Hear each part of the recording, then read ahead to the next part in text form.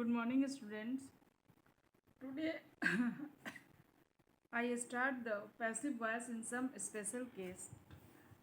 First, if we use any models, जब हम model का प्रयोग करते हैं सेंटेंस में तब उसका पैसिव वॉइस कैसे बनाते हैं. जैसे सी मॉडल्स, यानी कि जैसे मॉडल्स आपके शुड हो गए, वुड हो गए, मे हो गए, माइट हो गए, कैन हो गए, कुड हो गए, ऑट हो गए, एक्सेट्रा जब बनाते हैं तो हम कैसे बनाते हैं. एक एग्जाम्पल ले रहे हैं, जैसे some juice may be taken, sorry, she may take some juice. ये एक्टिव फॉर्म में है. जब हम इसका पैसिव वॉइस बनाते हैं तो क्या हो जाता है, ऑब्जेक्ट सब्जेक्ट में बदल जाता है, प्लस जो मॉडल्स रहते हैं जैसे शुड रहे, यहाँ पे मे है आपका मॉडल, यहाँ पे आपका मॉडल मे है, लेकिन मे की जगह पे शुड भी हो सकता है, वुड भी हो सकता है, मे, माइट, कैन, कुड, ईटीसी जो भी रहे.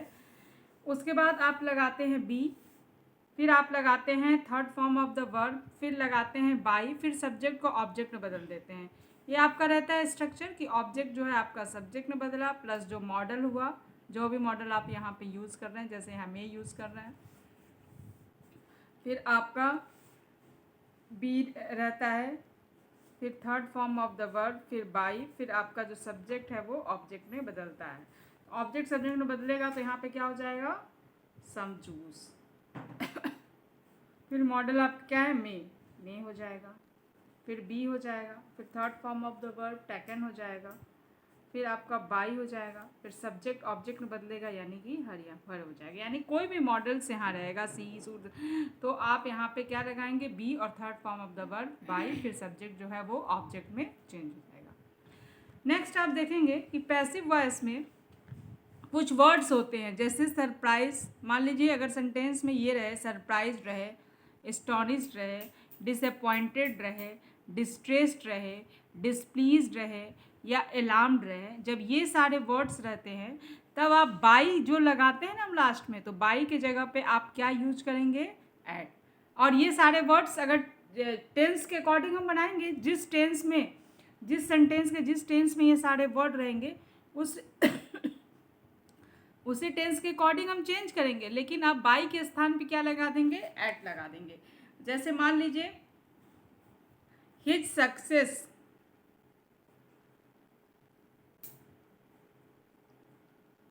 एस्टोनिश्ड अस.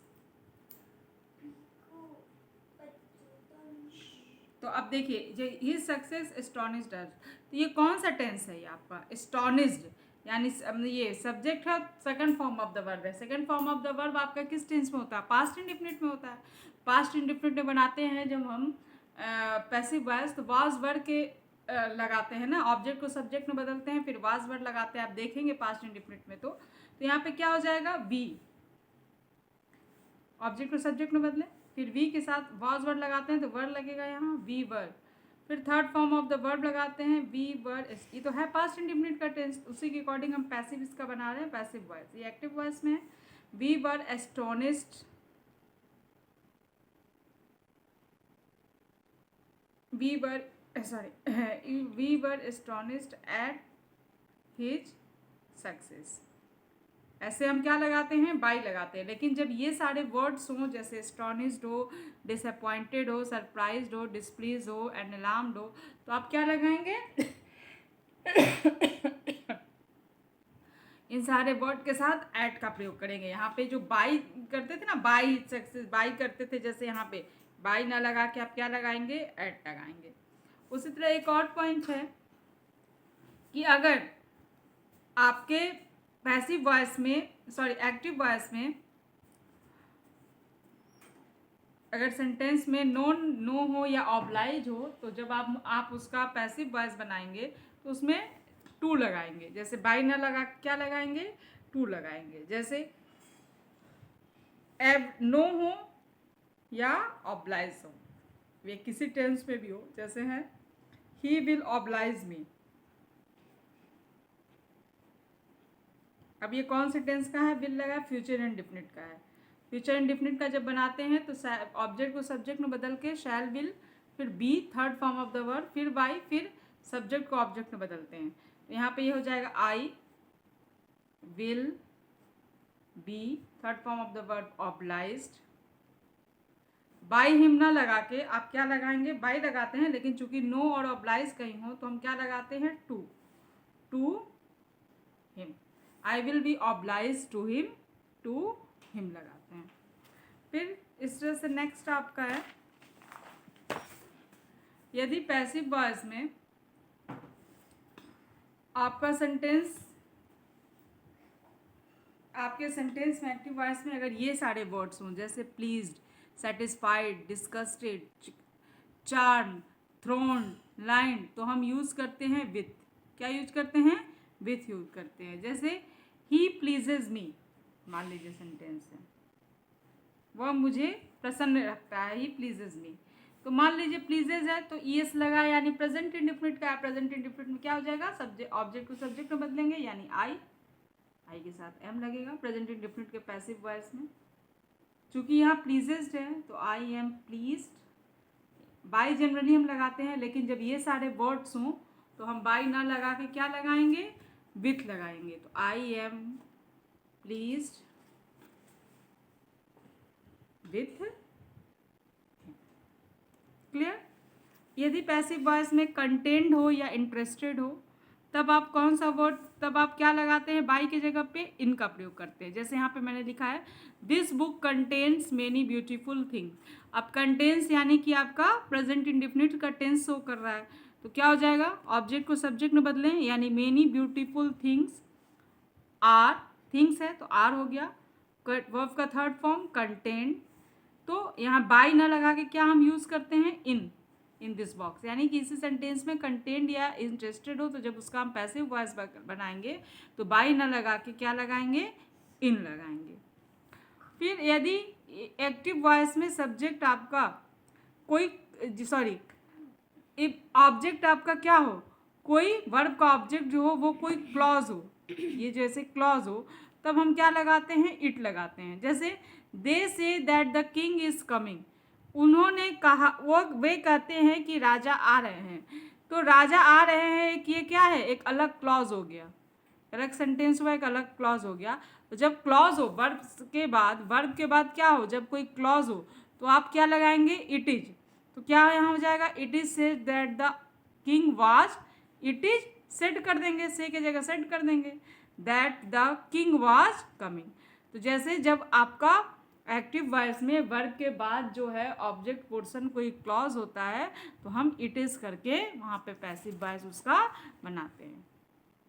कुछ एक्टिव वॉइस में सेंटेंस में इज, एम, आर, वाज, वर के बाद टू लगा रहता है, तब वर्ब रहता है। जब हम उसका पैसिव वॉइस बनाते हैं तो वहाँ टू भी कर देते हैं। जैसे ही इज टू हेल्प मी, अब इज के बाद क्या लगा है, टू लगा है, टू के बाद वर्ब का फर्स्ट फॉर्म है। जब हम बनाएंगे तो टू के बाद क्या लगा देंगे, बी लगा देंगे। जैसे मी है तो यहाँ क्या हो जाएगा, ये तो पता है ऑब्जेक्ट सब्जेक्ट में चेंज होगा, फिर उसके साथ हम आई लगा देंगे, एम लगाएंगे क्योंकि प्रेजेंट का है, फिर टू है, फिर टू के बाद हम क्या लगाएंगे, बी लगाएंगे, फिर third form of the verb by him हो जाएगा। तो हम क्या बोल रहे हैं कि कुछ ऐसे सब स्ट्रक्चर होते हैं जिसमें इज, एम, वाज, वर्ब के बाद टू लगा रहता है, टू के बाद वर्ब का फर्स्ट फॉर्म होता है। तो जब उसका हम पैसिव वॉइस बनाएंगे तो इन सारे हेल्पिंग वर्ब के बाद टू भी लगा देंगे। फिर कुछ ऐसे एक्टिव वॉइस होते हैं जिसमें हैज़, हैव, हैड लगा रहता है और तब टू रहता है। जैसे इसमें is, am, are, was, verb के बाद है, उसी तरह हैज़, हैव, हैड के बाद टू लगा रहता है।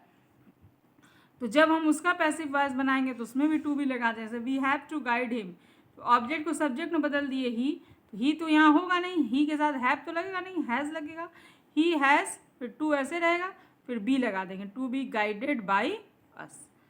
मुझे लगता है कि आपको ये समझ में आ गया होगा, लेकिन अगर कोई भी दिक्कत होगी तो आप व्हाट्सएप पे एक बार हमसे पूछ लेंगे। इधर आपको होमवर्क दिया गया है जिसको आप करेंगे और अगले क्लास में मैसेज बताऊंगी इसका answer.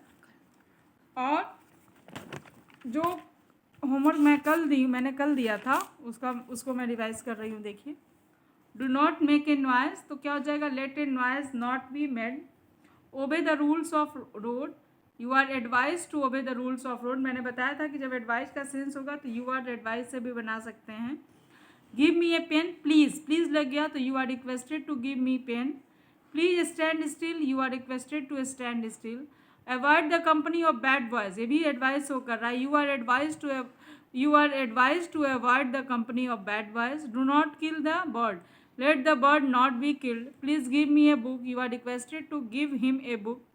Speak the truth, let the truth be spoken, या ये भी हो सकता है you are advise to speak the truth. Call the police, let the police be called. Please sit down, you are requested to sit down.